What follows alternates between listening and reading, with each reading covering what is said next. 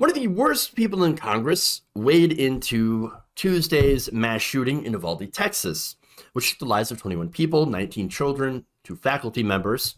And of course, this person happened to do so in one of the worst ways. Taking to social media, Paul Gosar tweeted this about the shooter. We already know, fool. It's a transsexual, leftist, illegal alien named Salvatore Ramos. It's apparently your kind of trash. Wow. So now that tweet was made after Ramos was identified as a U.S. citizen who grew up in Uvalde. Now, Gosar did delete that a couple of hours later because, well, it was not true. Kind of shocking that he deleted it, but of course that's not enough. Let's see. Matt Bender had pointed this out on Twitter, that right-wingers and 4chan users had been spreading around pictures of a completely random transgender Redditor, claiming that she or they were the shooter.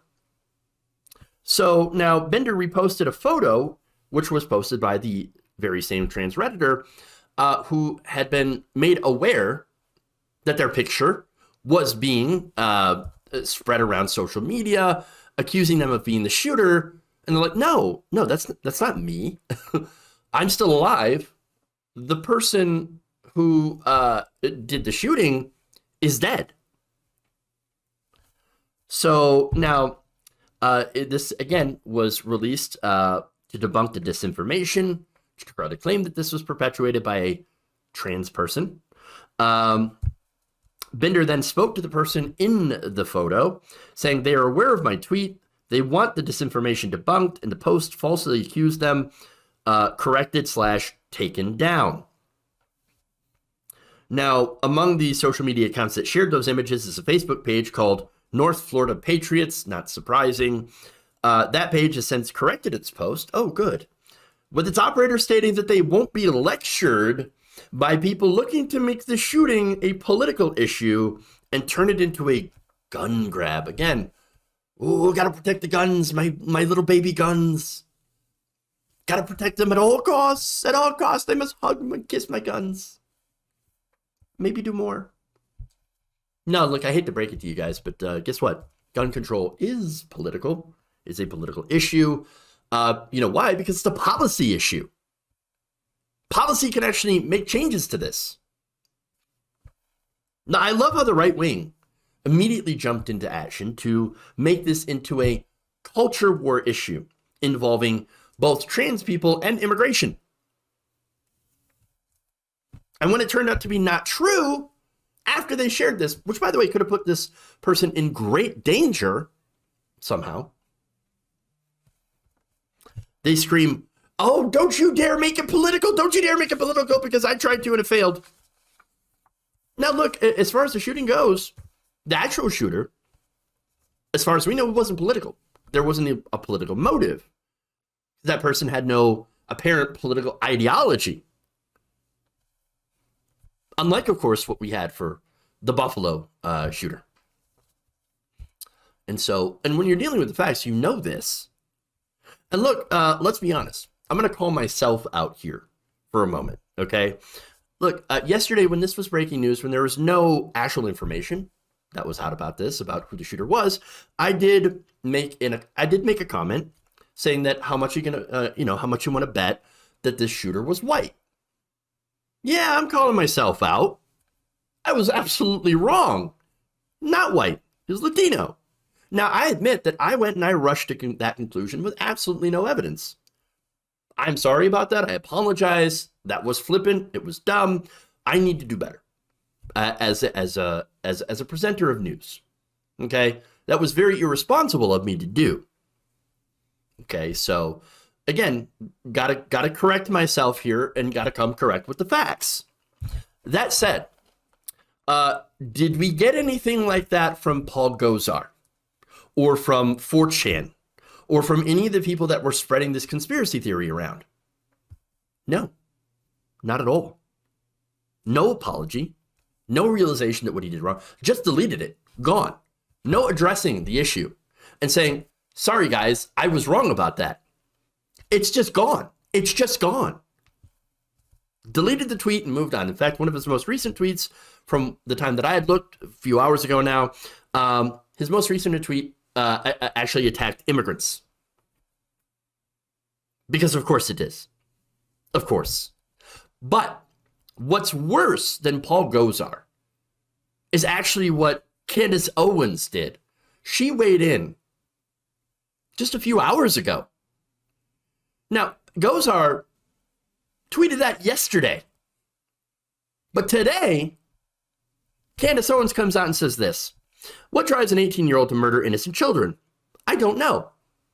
But judging by the photos of him cross-dressing, we can assume that there were plenty of signs that he was mentally disturbed and abused by adults in his life. Societal cowardice ignored those plenty of signs. So immediately she's making the connection, oh, that person was a transgender or was cross-dresser. Obviously mental illness. Disgusting. And by the way, wasn't even him. She posted that. That's still up. Thousands of likes. Thousands of likes. They don't care. She doesn't care at all. Look, actually admitting what you've done something wrong, if you're actually to take ownership of saying something not only horrific, obviously in her case, and in Gosar's case, sure, admitting that that take was disastrously wrong would be, would involve you not being a terrible person and would actually show that you have a tiny bit of personal growth, the potential for personal growth and progress. But of course, they didn't do that. They didn't do that at all. Oh, no. No, not here. Not ever. Not on the right wing. Not on the right wing. In fact, she went on. She went on to attack trans people. An adult man that wants to dress up like a female is a glaring symbol of mental disease, she says. And society driven by cowardice prevents the topic from being discussed honestly and openly. All of our children are at risk because we refuse to acknowledge and instead encourage mental illness. Lastly, if you think the government that just spent 2 years masking, force vaccinating, and threatening your children, driving abuse, suicide rates, and drug overdoses, if you think that government wants gun control to keep them safe, you are utterly delusional. No an inch. Mental illness. So there it is. Candace Owens attacking trans people, equating that with mental illness, and then equating both of those things with violence. When in reality, of course, we've had more children killed in this country by gun violence than police officers who were killed in line of duty. And by the way, it also saying this kind of stuff in a country where the overwhelming majority of mass shooters happen to be young white males. Not in this case. And you could cherry pick out several other cases, right, that were high profile of like a black shooter, for example, or a Muslim shooter. But in reality, again, the vast majority are generally white young men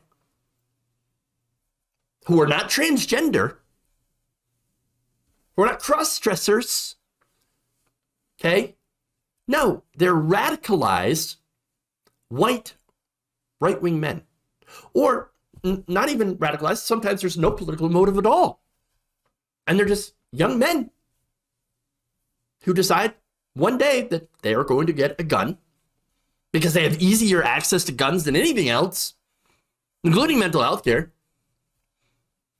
And they decide they're going to use it.